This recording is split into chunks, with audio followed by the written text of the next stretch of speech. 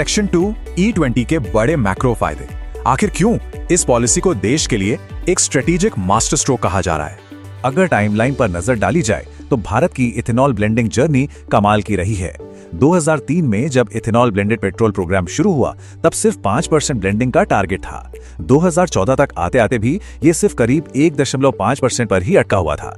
लेकिन 2022 में एक बड़ा शिफ्ट आया और देश ने 10% ब्लेंडिंग का टारगेट वक्त से पहले ही अचीव कर लिया। और अब 2025-26 तक 20% यानी E20 का नेशन वाइड टारगेट सेट है, जो कि ओरिजिनल 2030 वाले शेड्यूल से कई साल आगे चल रहा है।